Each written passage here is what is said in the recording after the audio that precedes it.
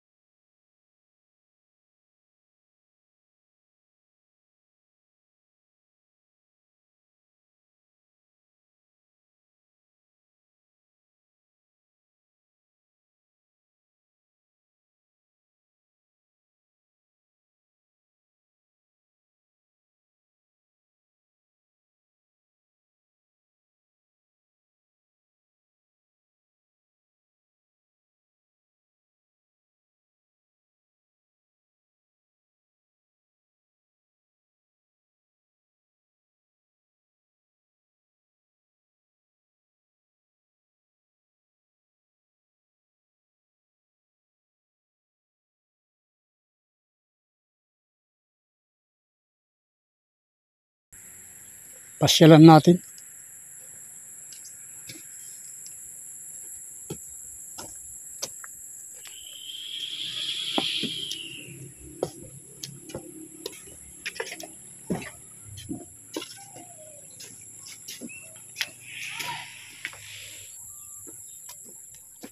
Buti na nakabuta tayo.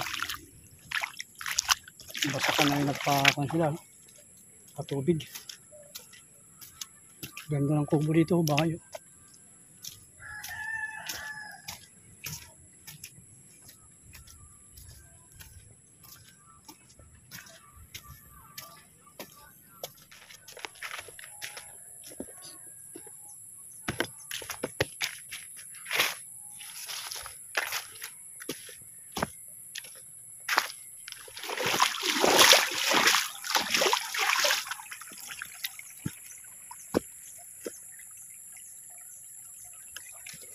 Mga tilapia. Dahil pala dito tilapia.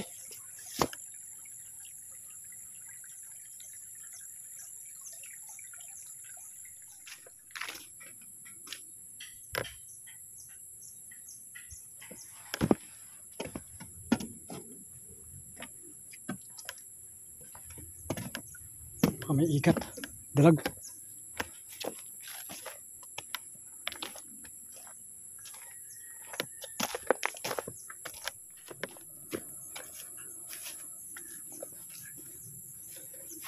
Opo.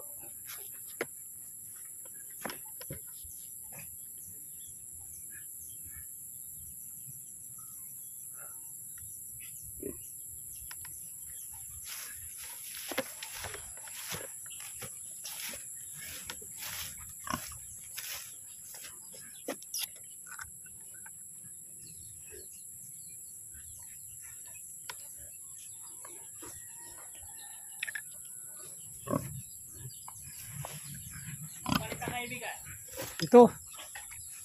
News. Caster.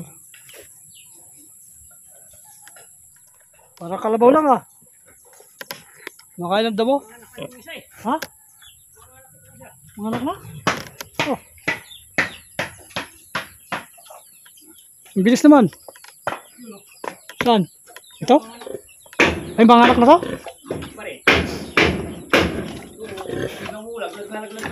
Oo, oo. Oh. Hanggang sa mga sugatan na nila. Ganon. Wala na, patay na, no? Wala. Makan pala yung baboy mo, ah. Kumakain, ah. Yan, nilinisan ko kumain ko na ito. Tawid ko na ito. Kasi mga anak yan, baka mamayang gabi mga anak yan. Oo. Ano na siya ngayon? 111 days na. Galing, ah. 114 days lang yun. Ah, so, dahil mo na naman ko na. Pataba. Ha? Dahil mo naman pataba, no? Oh. Ngayon itlog na naman, ah. Yan nga yung dinali siguro ng kuwan. Mga anak? Ng uwak. Yung anak? Hindi ubos. Kasi nangitlog siya. Tapos nakita ko na lang halos lahat nagkandahulog na dyan. Nagkandabasag na. Oh. Ito nakita ko uwak. Binabalik-balikan na nila eh. O, hindi na. Kung may itlog, sarado. Naglimlim na sayang mo. Siguro, walo yung nakuha kong basag. Sabayan, natira o. Dalawa, wasak din. Wala nang laman. Ngayon, ganyan ang garden niya dito.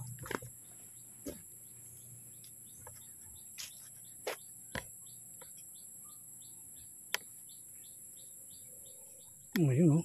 Parang Christmas tree yung wala. Ampalaya.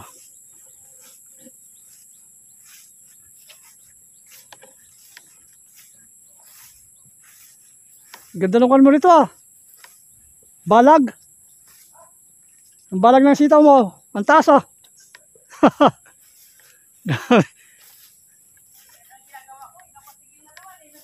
Oh.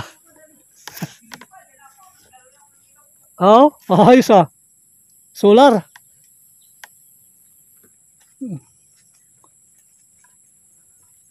Katuwa naman, oh.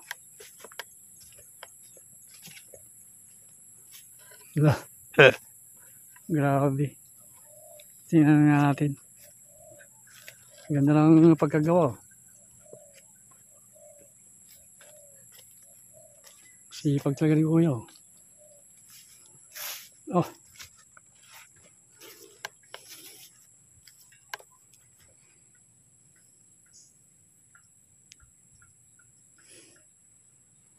Sa taas. So dito, tatalian to.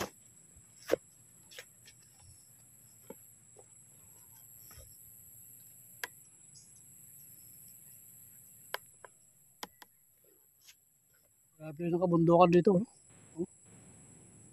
Protected area na kasi dyan sa tuktok na yun. Oh.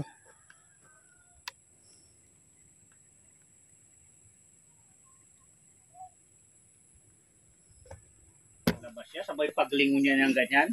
Nakita ka? Oo, nakita kang kinukuha mo. Mga habol. Oh. Dapat yung pag nag-eri pala siya paglabas, pag-catch mo na kagad yung yung bake. Sabay paglingon niya wala na. Eh, pwede naman siguro, pabayaan mo na lang, no? Hindi siya. Oo, so. Pabayaan. Kaya lang, mapakapakan, no? Yung ano lang, baka mapakan. Hindi pa kasi malakas yung bake. Oo. Paano kayang litsunin na? Kung pipiro yan, 200 talaga. Ha? Ay, hindi na. Tag-araw eh. No? Tag-araw. Wala, hindi pwede. Nakakabinta ka dyan sa takol mo? Kangkong? Wala na, nagbulaklak na yan. Oo nga. Init na, nagpangit ng talbos, pero ano yan?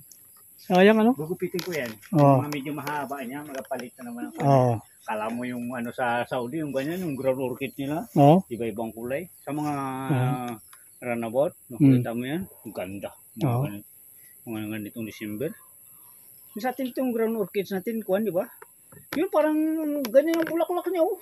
Kaiba-ibang kulay, ganda. Ganda. Taglamig kasi na yun. Ah.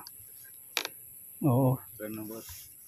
Kala ko na ani-anihan mo na kasi sayang oh. Hindi yun pala. Ang talbos niya. Naka-harvest pa ako. Oo. Hindi yung ano siya eh. Nagbiyak-biyak na lupa niya. Ay, oo. Ayan. Tinang- Sayang ano. Tumangin. Bulaklak na lang, no? Bulaklak na lang. No? Pag umulan ng umulan, makakabawi yan. Ay, oo. Pinapantanggal ko ngayon mga humaba na yan. Pangit yan. Hmm. Ayun. Nag-iisa lang. Pero yung Fortuner, di ba, ang daming yung kwan, yung itong Calixto, Oo. tulad ng tinanim mo ito. Hmm. May sakit. Anong ginagawa?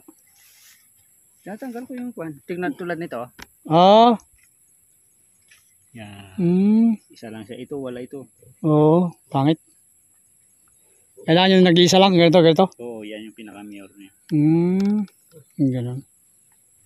Hindi nga magtatanim ako ng kantalong. Eh, Oo. ako nga, doon, subukan ko doon. Kasi dito talaga wala. Wala. Ano siya? Parang ngayon, basta ano, yung ganito, lilit ng daon, no? Na ano siguro. Na ano Sa kasi init? ito, yung nilagay ko ng ano, tingnan mo mga abuno niya, halos hindi pa natutunaw. Ang tagal na ito. Oo. Ano, buno yan? Ano, yung ano, 14 at saka yung kwan. O ba't di natutunaw yan? Yung bilog-bilog na to? Hindi natunaw. Hindi, ito mga puti-puti na ito. Oh, Hindi ba tag-init nga? Oo. Uminit yung paglagay ko di. 2 linggo ng init. Ngayon matutunaw yan. Sila mga Ay. ganda ng kwan. Oo. So, ang dami bumibili sa akin ng talong. Sabi ko, wala na. Di nga lumalaki yung talong ko. Hirap ko na. Hirap ako ngayon. Ito noon, tagta dito ng talong. Oo.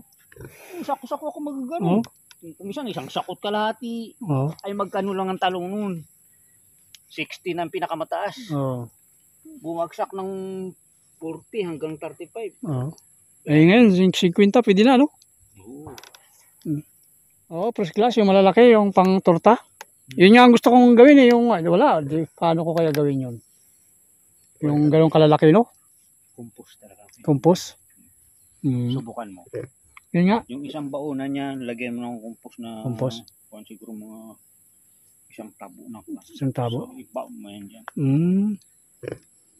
Bago ka na pagpabulaklak na sa bago ka na magpabulaklak. Nabulo. Ng, yung Malaki na yung daon. kulay pula.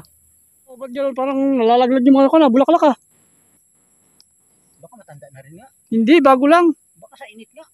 Ay, baka nga sa init. Ay, sabi ko, ang ganda ng bulaklak nito. Bakit kunti lang bunga? Allah. Sabi ko, alay na. Sabi ko, jackpot to. Sabi ko pa naman. Sa init yan. Sa init. Bagay. Tingnan mo yung mga ano ko doon. Oh. Sitaw? Oo, halos magkanda matay. Ang iba kanda matay.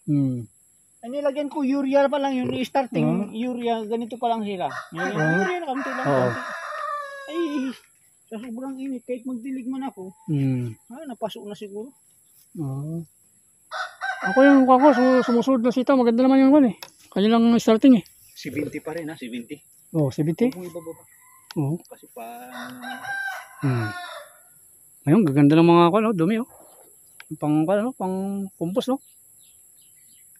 Ay, maganda, tuyo-tuyo na. Ito yung galasong na, hinahanap yan. Patula. Kasi karamihan sa mga matatanda, di ba? Pang low blood daw no? Pang high blood. Pang kontra sa high blood. Yung mga arthritis, gano'n sila. Ayaw nila yung sitaw no? Okay, tuloy na ako. Kasi Oo, na-isturbo na. Sana makalaot kami, Marcol. Tawagan kita pag maraming huli.